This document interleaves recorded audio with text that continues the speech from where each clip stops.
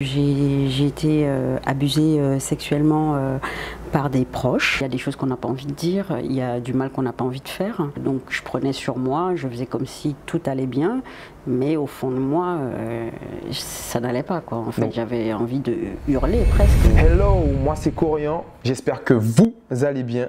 Vous êtes dans New d'Impact. Alors c'est vrai, YouTell, c'est beau, c'est drôle, c'est jeune, mais c'est aussi des sujets douloureux à évoquer, des thèmes de société souvent difficiles à aborder, dont il faut parler pour libérer la parole. Et justement, Léonie a décidé de se confier. Léonie, comment vas-tu? Ça va, merci, et toi?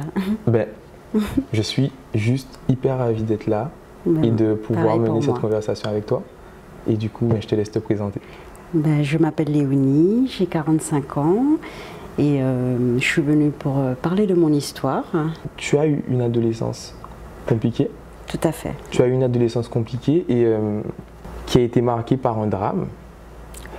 Plusieurs, je dirais. Plusieurs drames. Plusieurs. Raconte-nous, qu'est-ce qui s'est passé ce jour-là? Je parle de plusieurs drames, c'est-à-dire que la même chose m'est arrivée plusieurs fois avec des personnes différentes. D'accord. Ce qui m'est arrivé, c'est que j'ai été abusée sexuellement par des proches, donc de ma famille, des amis, de l'entourage, quand j'étais enfant.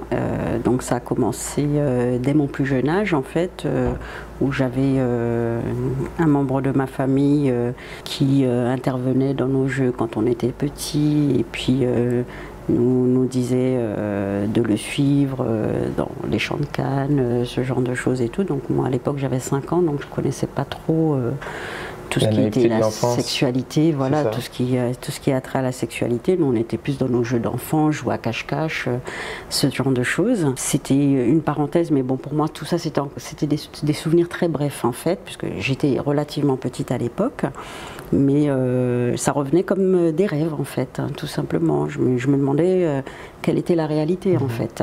Quelques années plus tard, cette même personne est venue vivre chez nous. En fait, bon, j'habitais en région parisienne avec mes parents, et cette personne on l'a hébergée après par la suite chez nous. Donc je devais avoir à peu près 14 ans, et donc il est passé à l'acte physique en fait. Donc la relation sexuelle avec un mineur membre de sa famille.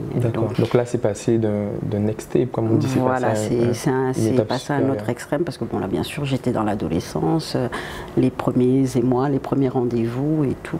Et en fait quand c'est arrivé, déjà bon, moi déjà j'étais surpris, parce que auparavant c'était des souvenirs qui étaient assez lointains. Et quand c'est arrivé, au moment où c'est arrivé après, par la suite, donc quelques années plus tard, j'ai des odeurs qui me sont revenues, des choses, et je me suis dit, c'est la même personne en fait. Voilà. Ça m'a marqué olfactivement en fait, déjà, l'odeur de la personne, et après, ça m'a fait un vrai blocage en fait. Et cette personne, est-ce que c'est un membre de votre famille? Oui, tout à fait. Vous continuez toujours à avoir des contacts avec elle, peut-être des réunions de famille? En fait, il y avait des réunions de famille. Donc, effectivement, lorsque j'habitais en métropole, donc j'habitais en Alsace à ce moment-là. Donc, c'est vrai qu'on se retrouvait, pour ceux qui habitaient en France, on se retrouvait pour les fêtes de fin d'année. Donc, Noël, Nouvel An, on essayait de les passer ensemble, parce que déjà qu'on est éloigné de la Guadeloupe, on n'a pas le reste de la famille avec nous. Donc, on essayait de se réunir. Et donc, bon, malheureusement, il était là aussi. Et ça, c'était après longtemps après, voilà, parce que là j'étais déjà maman, voilà, les années avaient passé depuis en fait, donc je restais un certain temps sans le revoir, hein. Et quand j'ai déménagé en Alsace, où j'avais grandi, donc je l'ai revu, donc ça a été difficile pour moi de faire semblant en fait aux yeux de ma famille, parce que on se dit qu'il y a des choses qu'on n'a pas envie de dire, il y a du mal qu'on n'a pas envie de faire, et également ne pas gâcher ce moment qu'on appelle les fêtes, quoi, en fait. Donc je prenais sur moi, je faisais comme si tout allait bien, mais au fond de moi ça n'allait pas, quoi. En fait, j'avais envie de hurler presque. Donc tu prenais sur toi? Oui. Donc ça, c'était ta réaction, parce que tu ne voulais pas forcément que... Je ne savais pas comment le dire. Je ne savais pas comment le dire. Et puis c'était pas le moment précis. Mais cette personne précisément, quelle était son attitude envers toi? Ah, normal, hein, comme si de rien n'était. Et d'ailleurs, On s'est revus il y a 3-4 ans de cela, donc près de chez moi, Marie-Galante, et je l'ai revu dans une discothèque et il a remarqué mon froid en fait. Il me dit mais je te trouve bizarre, t'es pas comme d'habitude. Je lui dis mais c'est bon, on arrête de faire semblant là quoi. J'ai dit moi j'ai pas oublié ce que tu m'as fait en fait après tout ce temps. Il me dit oui mais on n'était que des enfants. J'ai dit non, moi j'étais une enfant, mais toi t'étais un adulte puisqu'il était déjà marié, divorcé. Voilà. Donc ça c'était une première partie de mon histoire. Après j'en ai eu encore une autre, mais vraiment en pleine adolescence en fait, dans cette période de mon adolescence où il y a d'autres personnes encore qui m'ont fait la même chose. Après il y en a qui ne sont pas passés à l'acte directement, mais comme par exemple je me retrouvais, comme je faisais de la danse avant, je faisais du Gros-Cas. Donc on faisait beaucoup de spectacles au Parlement européen, en Allemagne, enfin, voilà, on allait un petit peu partout en France et cette personne s'arrangeait pour être assis à côté de moi, donc je devais avoir 12 ans à peu près à l'époque. Ça c'était un autre membre? C'était une autre personne. Une autre personne. Voilà, et ça c'était un ami proche. Voilà, exactement. Donc lui par exemple, on passait, il n'y avait pas l'acte sexuel, mais c'était toute la préméditation qu'il y avait derrière en fait. C'est-à-dire que par exemple, j'étais assise à l'arrière d'une voiture avec lui, il prenait ma main pour se masturber avec. Donc ça allait vraiment dans les extrêmes. Ça allait vraiment, alors que mes parents étaient devant en train de conduire. Donc qu'est-ce qu'une femme qui est dans cette prise de conscience, oh mon Dieu, j'ai été violée, qu'est-ce qu'elle ressent à cet instant? Du dégoût déjà pour elle-même, ça c'est déjà de se sentir sale en fait, parce que c'est pas forcément les personnes qu'on choisit, c'est pas celles qu'on voulait, donc déjà de me dire il y avait ça sur moi, donc ça c'est c'est dur d'accepter ça, comme j'ai dit tout à l'heure, l'odeur de la personne, de sa transpiration, de tout, c'est quelque chose qui marque en fait, et moi c'est ce qui m'est resté en premier, c'est l'odeur de la personne, donc ça veut dire que n'importe où cette personne ira, si elle passe là, je sentirai son odeur parce que c'est inscrit dans ma mémoire en fait. C'est d'autant plus difficile que lorsque ça vous arrive plusieurs fois. C'est ça. On se dit mince, c'est une parce qu'on se demande au final, qu'est-ce qui se passe? Pourquoi? Tout à fait. Pourquoi vous? Pourquoi moi? Voilà. Et puis gâcher mon enfance comme ça, parce que bon, quand on a envie de rencontrer son premier petit copain, de découvrir, de dire voilà, c'était lui le premier. Et tout, ça, justement, en parlant de premier petit copain, est-ce qu'après ça, tu as pu découvrir l'amour, tomber amoureuse après cette... Oui, c'est le père de mes 2 premières filles, donc on s'est... Parce que tu en as 3. Hein. Voilà, j'ai 3 filles. Et on s'est rencontrés à l'âge de 15 ans en fait, donc c'était quasiment en même temps que... ce parent était chez moi, chez nous en fait, habitait chez nous. Qu'est-ce qu'il t'a donc du coup il t'a soutenu? Je lui en ai parlé, donc il s'est confronté à lui en lui disant bon maintenant tu touches plus à ma copine hein, parce que sinon je te tue en fait. Donc c'est ce qui a en fait atténué un petit peu les choses, mais je veux dire avant que je sois avec lui, j'ai quand même subi plusieurs fois les assauts de cette personne qui en profitait dès que ma mère n'était pas là. J'arrivais pas à en parler, même si je savais pas qui en parlait en fait. Il y a un moment où la famille a dû l'apprendre. Oui. Quelles étaient les réactions de la famille? Alors, dans un premier temps, je leur avais dit les choses il y a quelques années de ça, il y a 4-5 ans de ça, mais ils n'avaient pas très bien compris. En fait, ils pensaient que j'étais juste des attouchements quand on était enfant, voilà. Petits bisous, machin, joue à papa et maman, quoi, en fait, tout simplement. Il faut dire qu'à l'époque aussi, c'était des vrais tabous de parler de sexualité avec les enfants. Maintenant, moi, je vois que j'ai 3 filles. Mes filles me parlent de tout et de rien, de tout ce qu'elles font, tandis qu'on n'avait pas ce même rapport avec nos parents à l'époque, quoi, en fait. C'est-à-dire qu'il y avait l'adulte et l'enfant d'un côté. Mais pour dire, aller vers un adulte, pour dire on m'a fait ci, on m'a fait ça, c'était pas évident du tout. Et dernièrement, parce qu'en fait, ma mère et moi, on est en train de créer un commerce. Et cette personne a voulu s'associer à ma mère. Donc, du coup, j'ai trouvé ça fort. J'ai dit, ah non, là, il n'en est pas question. Donc, j'ai repris avec ma mère. J'ai dit, attends, je t'arrête tout de suite. Il est hors de question que tu t'associes avec lui. Je t'ai parlé la dernière fois, je t'ai expliqué les choses et tout. Et alors, donc là, je reprends. Je lui explique qu'il a abusé de moi sexuellement. Ma mère, elle me dit, mais j'avais pas compris ça. C'est à ce moment-là qu'elle a... C'est là qu'elle a réalisé qu'il y avait eu autre chose, qu'il y avait eu l'acte en fait. Et quelle était sa réaction envers cette personne même? Ben, déjà dans un premier temps, elle était choquée, elle a beaucoup pleuré, elle s'est excusée de ne pas avoir vu, de ne pas avoir été là pour moi, de ne pas avoir compris. Surtout, c'était quoi? Parce que bon, entre le moment où ça arrive quand on est enfant et où on n'a pas les, comment dire, psychologiquement on est atteint quoi en fait. Donc moi j'ai commencé à faire plein de bêtises, hein, comme tous les jeunes.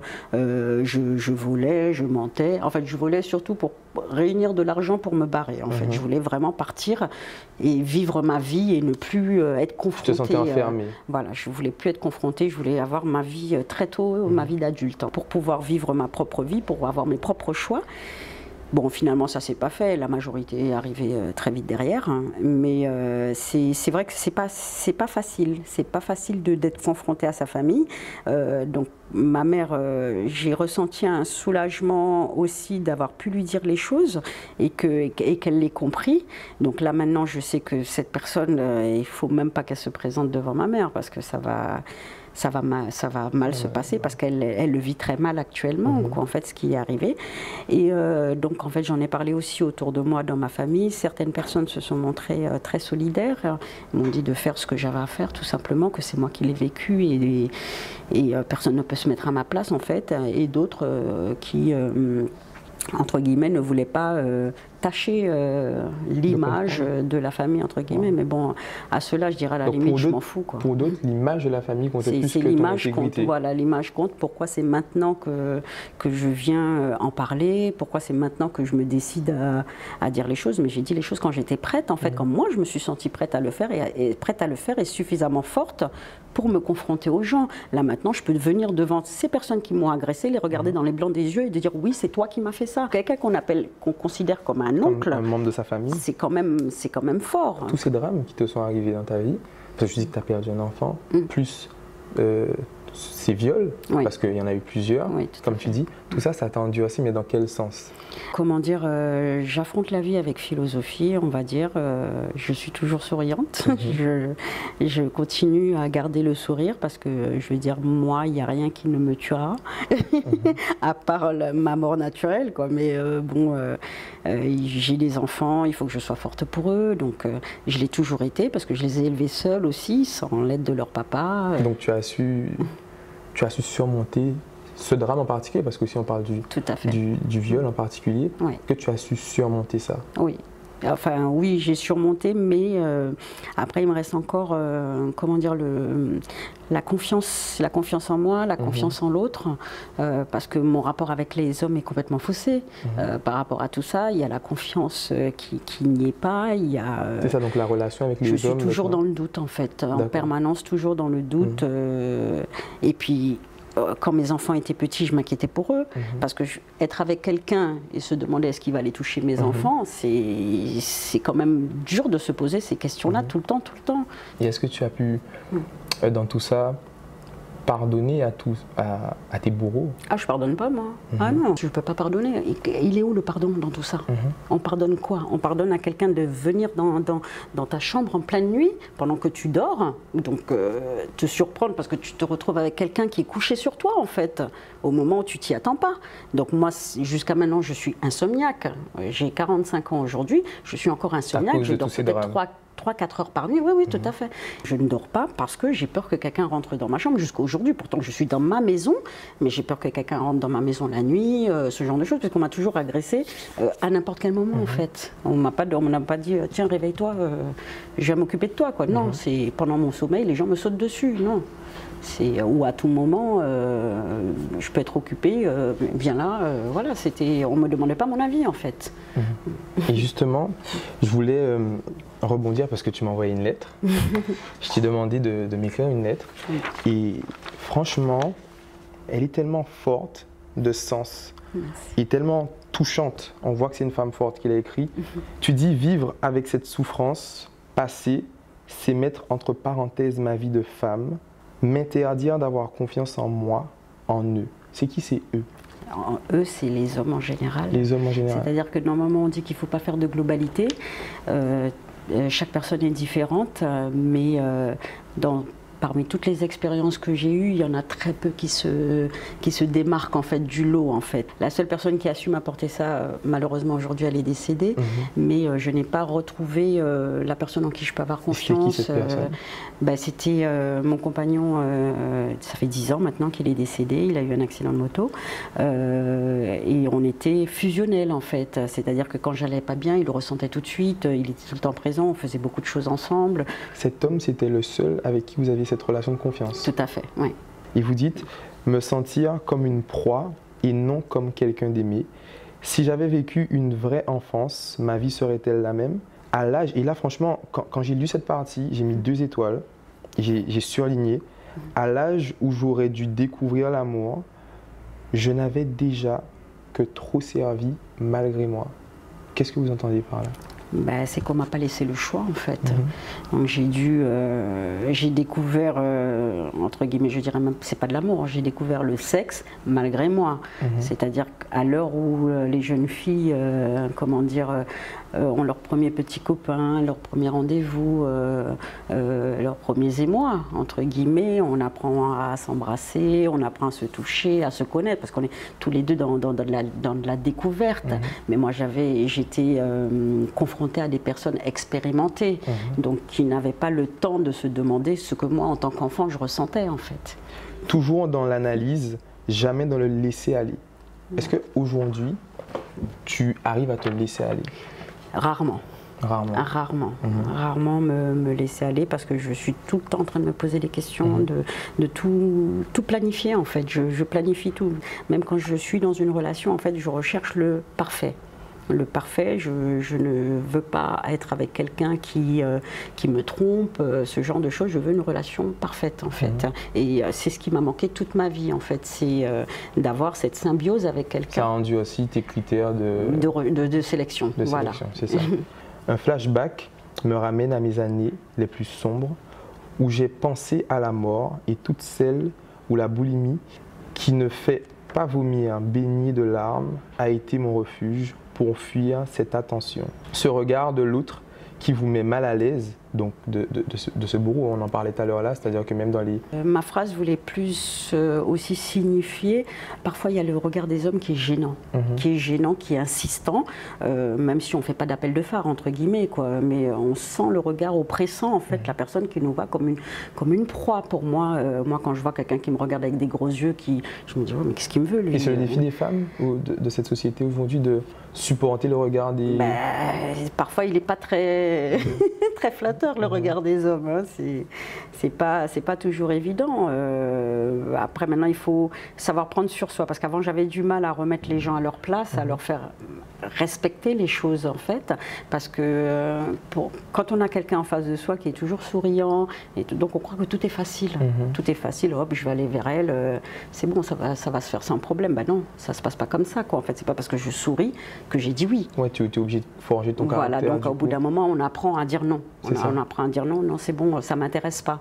Parce que tant qu'on ne va pas dans ce stop, ça continue et tout, et au bout d'un moment ça devient lourd, donc je me sens à nouveau agressée en fait. Tu penses que c'est une qualité de savoir dire non? Il faut savoir dire non, il faut savoir dire non quand on ne veut pas, il faut savoir dire non, tout simplement. D'accord, donc je continue. Aujourd'hui comme hier, celui de ceux qui ne veulent pas comprendre que, et là encore ça m'a marqué, c'est ta dernière phrase, je ne suis pas un choix, mais celle qui choisit. Qu'est-ce que ça veut dire? En fait, pour moi, le fait de choisir, c'est pour moi choisir la personne qui me convient à moi. Donc moi, il faut que j'observe sur le long terme avant de me dire ah, finalement, il est pas mal celui-là. Mais c'est à longue haleine en fait. Éléonie, tu témoignes pour YouTell et on t'en remercie vraiment. Merci. Mais quel est ton message? Parce que tu nous racontes une histoire, ton histoire, et je le redis franchement d'une femme franchement forte parce qu'on a eu le temps de discuter sur les réseaux longuement. Quel message que tu envoies à une jeune femme qui peut-être souffre d'une situation similaire à la tienne, ou peut-être tout simplement d'une jeune femme qui a envie d'avancer? Je dirais déjà simplement premièrement de se confier, de se confier à quelqu'un de proche. Si tant qu'on a des souffrances enfermées, on n'avance pas, en fait, tout simplement, parce que c'est un nœud qui nous emprisonne, en fait, ça prend à la gorge, quoi, en fait. Donc il faut déjà en parler, et à quelqu'un de confiance, déjà d'une. Le mieux, c'est d'en parler à nos propres parents, si on a ce lien familial, déjà, ne serait-ce que l'oreille d'une mère, ou d'un père, ou d'une sœur, ou peu importe, ou d'une cousine, ça peut toujours faire plaisir, et puis ça permet d'avoir aussi un avis extérieur sur ce qui nous arrive et nous pousser aussi dans nos démarches à savoir, bon ben, est-ce que je peux le faire, est-ce que j'ai le droit de le faire. Donc la personne qui sera en face de nous donnera des conseils, comprendra ou comprendra pas, mais quoi qu'il en soit, on se sera déchargé. Il faut se décharger de ce mal qu'on a, de tout ce qu'on garde pour nous et qui ne devrait pas nous arriver, en fait. C'est nous le plus important, c'est l'humain que nous sommes, c'est notre bien-être, parce que c'est nous qui devons vivre sur cette planète. Et puis c'est notre vie. Voilà.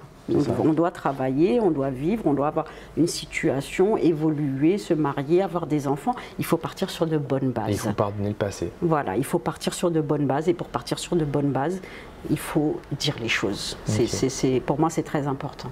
Mais Léonie, merci beaucoup. Merci à toi. Franchement, c'était un dialogue magnifique. Merci. Tu es une femme extrêmement forte. Et je t'admire pour ça. Merci énormément. Beaucoup. Ainsi s'achève la chronique Confession de Youtel. Merci beaucoup d'avoir regardé et ne ratez surtout pas les prochaines vidéos. Bye bye.